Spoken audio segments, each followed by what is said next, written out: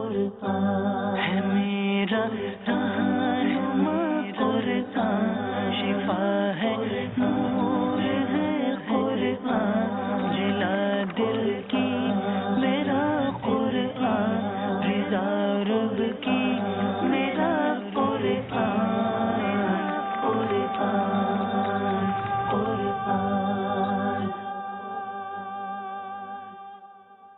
الحمدللہ رب العالمین والصلاة والسلام علی سید الانبیاء والمرسلین، اما بعد فاعوذ باللہ من الشیطان الرجیم، بسم اللہ الرحمن الرحیم۔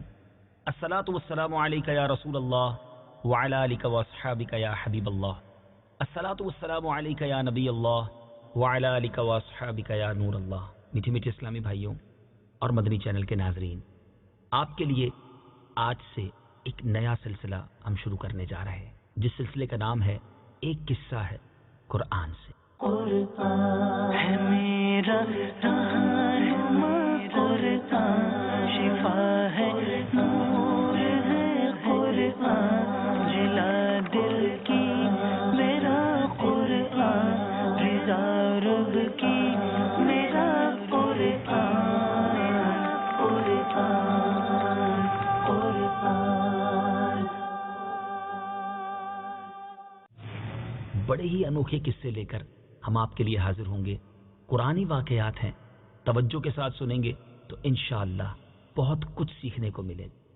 آج ایک بڑے عجیب و غریب تابوت کی بات کرنی ہے۔ جی ہاں، ایک ایسا باکس، ایک ایسا تابوت جس کا ذکر قرآن میں موجود ہے اور اسے تابوت سکینہ کہتے ہیں۔ اس تابوت میں کیا ایسا تھا؟ آئیے سنیے۔ آپ سے گزارش ہے کہ جب بھی یہ ویڈیو کلپ آپ دیکھ پائیں تو اپنے دوست احباب کو، بلکہ ہو سکے تو اپنے گھر والوں کو جمع کر کے قرآن کے اس واقعے کو سنیے گا، تاکہ قرآن کے نور سے ہم سب کے دلوں کو جلا ملے۔ تابوت سکینہ یہ شمشاد کی لکڑی کا ایک صندوق تھا جو حضرت آدم علیہ السلام پر نازل ہوا تھا۔ یہ آپ کی آخر زندگی تک آپ کے پاس ہی رہا، پھر بطور میراث یکے بعد دیگرے آپ کی اولاد کو ملتا رہا، یہاں تک کہ یہ حضرت یعقوب علیہ السلام کو ملا، اور آپ کے بعد آپ کی اولاد بنی اسرائیل کے قبضے میں رہا، اور حضرت موسیٰ علیہ السلام کو مل گیا تو آپ اس میں تورات شریف اور اپنا خاص سامان رکھنے لگے۔ یہ بڑا ہی مقدس اور بابرکت صندوق تھا۔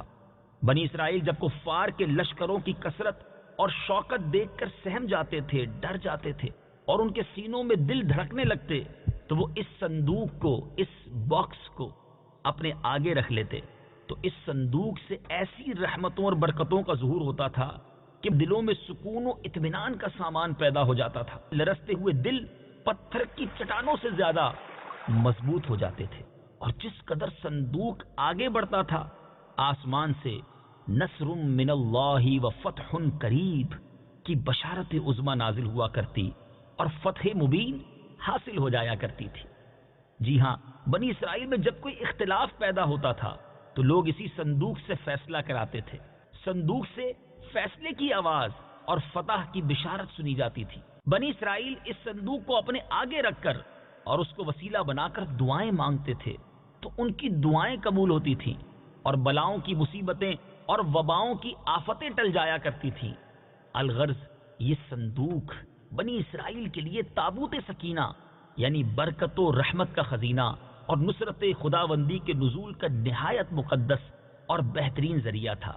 مگر جب بنی اسرائیل طرح طرح کے گناہوں میں ملوث ہو گئے اور ان لوگوں میں عصیاں کی یعنی گناہوں کی سرکشی کا دورہ ہو گیا، تو ان کی بدعمالیوں کی نحوست کی وجہ سے اللہ عز و جل کی طرف سے یہ غضب نازل ہوا کہ قوم عمالقہ کے کفار نے ایک لشکر جرار کے ساتھ ان لوگوں پر حملہ کر دیا۔ ان غیر مسلموں نے بنی اسرائیل کا قتل عام کر کے ان کی بستیوں کو تاخت و تاراج کر ڈالا، عمارتوں کو توڑ پھوڑ کر تہس نہس کر ڈالا، اور اس متبرک صندوق کو بھی اٹھا کر لے گئے۔ اس مقدس تبرک کو نجاستوں کے کوڑے خانے میں پھینک دیا۔ لیکن اس بے ادبی کا قوم عمالقہ پر یہ وبال پڑا کہ یہ لوگ طرح طرح کی بلاؤں اور بیماریوں کے ہجوم میں جھنجھوڑ دیے گئے۔ چنانچہ قوم عمالقہ کے 5 شہر بالکل برباد اور ویران ہو گئے، یہاں تک کہ ان بے ایمانوں کو یہ یقین ہو گیا کہ یہ صندوق رحمت کی بے ادبی کا عذاب ہم پر پڑ گیا ہے، تو ان کافروں کی آنکھیں کھل گئیں۔ چنانچہ ان لوگوں نے اس مقدس صندوق کو ایک بیل گاڑی پر لاد کر بنی اسرائیل کی بستیوں کی طرف روانہ کر دیا۔ پھر اللہ تعالیٰ نے 4 فرشتوں کو مقرر فرما دیا جو اس مبارک صندوق کو بنی اسرائیل کے نبی حضرت شمویل علیہ السلام کی خدمت میں لائے۔ اس طرح پھر بنی اسرائیل کی کھوئی ہوئی نعمت دوبارہ ان کو مل گئی، اور یہ صندوق ٹھیک اس وقت حضرت شمویل کے پاس پہنچا جبکہ حضرت شمویل علیہ السلام نے طالوت کو بادشاہ بنایا تھا، اور بنی اسرائیل طالوت کی بادشاہی تسلیم کرنے پر تیار نہیں تھے، اور یہی شرط ٹھہری تھی کہ مقدس صندوق آ جائے تو ہم طالوت کی بادشاہی تسلیم کر لیں گے۔ چنانچہ صندوق آ گیا اور بنی اسرائیل طالوت کی بادشاہی پر رضامند ہو گئے۔ اب آپ غور کر رہے ہوں گے کہ اس تابوت سکینہ میں تھا کیا؟ اتنا مبارک، اتنی فضیلتیں بیان ہو رہی ہیں اور قرآنی واقعہ ہے۔ اب آئیے سنیے تابوت سکینہ میں کیا تھا۔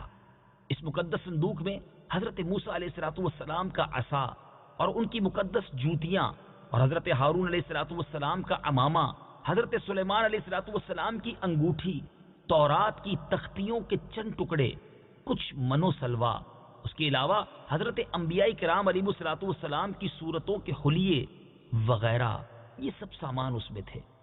میٹھے میٹھے اسلامی بھائیوں، آپ جاننا چاہیں گے کہ قرآن مجید فرقان حمید میں اس صندوق کا، اس تابوت سکینہ کا تذکرہ کہاں اور کیسے موجود ہے؟ چنانچہ پارہ 2 سورہ بقرہ آیت نمبر 248 میں ارشاد ہوتا ہے، وقال لهم نبيهم إن آية ملكه أن يأتيكم التابوت فيه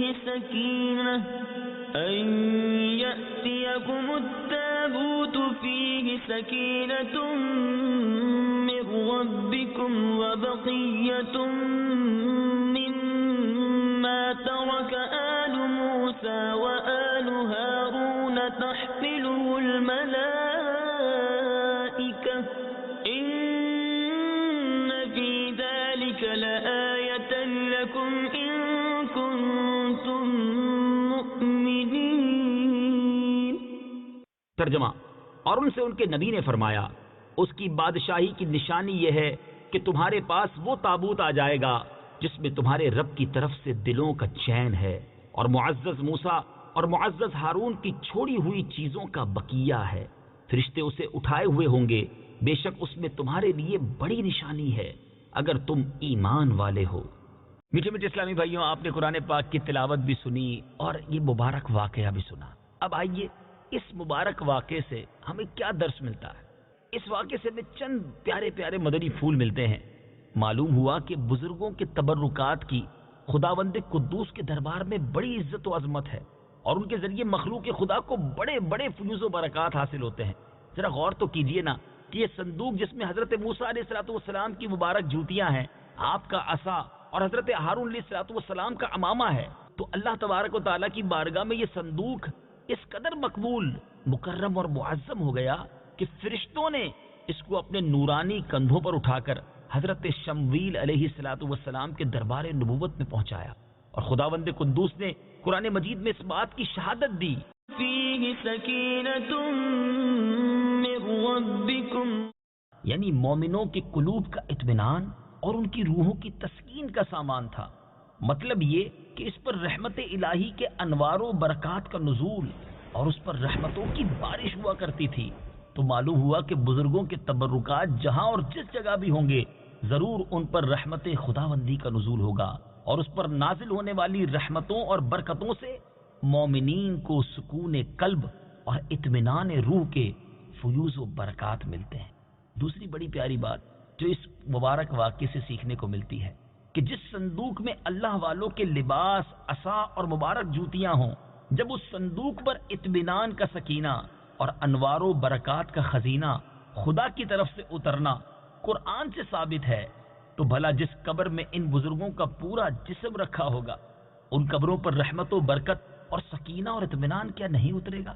ہر عاقل انسان جس کو خداوند عالم نے بصارت کے ساتھ ساتھ ایمانی بصیرت بھی عطا فرمائی ہے، وہ ضرور اس بات پر ایمان لائے گا کہ کہ جب بزرگوں کے لباس اور ان کی جوتیوں پر سکینہ اور رحمت کا نزول ہوتا ہے تو ان بزرگوں کی قبروں پر بھی رحمت خداوندی کا خزینہ ضرور نازل ہوگا.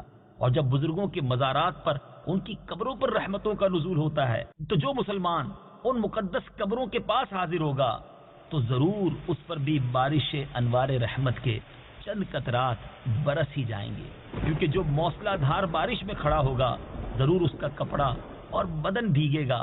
جو دریا میں غوطہ لگائے گا ضرور اس کا پانی اس کے بدن کو تر کرے گا. جو عطر کی دکان پر بیٹھے گا تو ضرور اس کی خوشبو نصیب ہوگی. تو ثابت ہو گیا کہ جو مسلمان بزرگوں کی قبروں پر اچھی نیتوں کے ساتھ حاضری دیں گے ضرور وہ فیوز و برکات کی دولتوں سے مالا مال ہوں گے اور ضرور ان پر خدا کی رحمتوں کا نزول ہوگا جس سے ان کے مصائب و آلام دور ہوں گے اور دین و دنیا کے فوائد اور منافع حاصل ہوں گے. اور تیسرا مدنی پھول جو اس واقعے سے سیکھنے کو ملتا ہے کہ جو لوگ بزرگوں کے تبرکات یا ان کی قبروں کی بے ادبی کریں گے وہ ضرور قہر قہار اور غضب جبار میں گرفتار ہوں گے. کیونکہ قوم عمالقہ نے اس صندوق کی بے ادبی کی تھی ان پر ایسا قہر الہی ٹوٹا کہ وہ بلاؤں کے ہجوم سے بلبلا اٹھے اور کافر ہوتے ہوئے انہوں نے اس بات کو مان لیا کہ ہم پر بلاؤں اور وباؤں کا حملہ اسی صندوق کی بے ادبی کی وجہ سے ہوا ہے.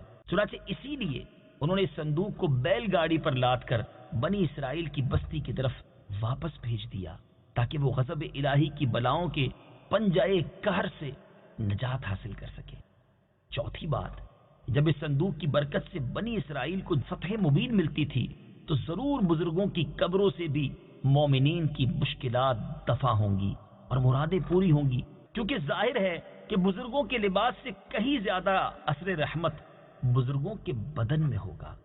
اور پانچویں بات، اس واقعے سے یہ بھی معلوم ہوا کہ جو قوم سرکشی اور عصیان کے طوفان میں پڑ کر اللہ اور رسول کی نافرمان ہو جاتی ہے اس قوم کی نعمتیں چھین لی جاتی ہیں.